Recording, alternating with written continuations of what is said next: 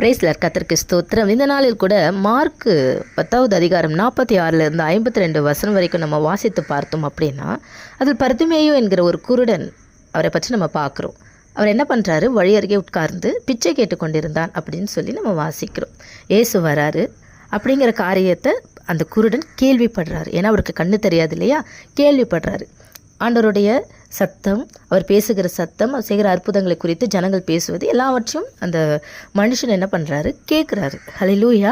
கேள்விப்பட்ட உடனே இயேசுவே எனக்கு இரக்கம் வைங்க, இறங்குங்க அப்படின்னு சொல்லி ரொம்ப சத்தமாக கூப்பிடுறாரு. ஆனால் அங்கே இருக்கிற ஜனங்கள் என்ன பண்ணுறாங்கன்னா அவனை அதட்டுறாங்க. ஆனால் அதட்டும் போது அந்த ஜனங்களுக்கு அவர் பயப்படலை. ஐயோ நம்மளை அதட்டுறாங்களேன்னு சொல்லி பயப்படலை.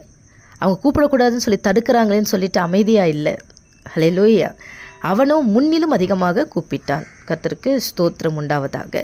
என்ன பண்ணாரோ முன்னிலும் அதிகமாக கூப்பிடுறாரு அப்படின்னு சொல்லி நம்ம வேதத்தில் வாசிக்கிறோம். கூப்பிடுற வரைக்கும் கர்த்தர் காத்திருக்கிறார். அவருடைய சத்தத்தை கர்த்தர் என்ன பண்ணுறாரு, கேட்குறாரு. ஹல்லேலூயா.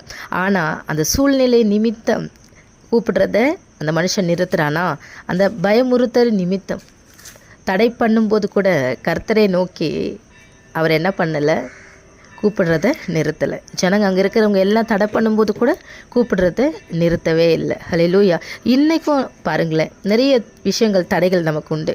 ஜெபிக்கக்கூடாதபடிக்கு, ஆராதிக்கக்கூடாதபடிக்கு, ஆலயத்துக்கு செல்லக்கூடாதபடிக்கு எவ்வளவோ தடைகள் நம்ம வாழ்க்கையில் உண்டு. அன்றைக்கி தான் நமக்கு ஏதாவது ஒரு சூழ்நிலை, ஒரு ஜெபம் இருக்குது, ப்ரேயர் இருக்குது அப்படின்னும் போது அன்றைக்கி தான் ஏதாவது ஒரு சூழ்நிலை, ஒரு ரிலேஷன் வந்திருப்பாங்க, இல்லை ஒரு ஃப்ரெண்டை பார்க்குறதுக்கு போவோம்.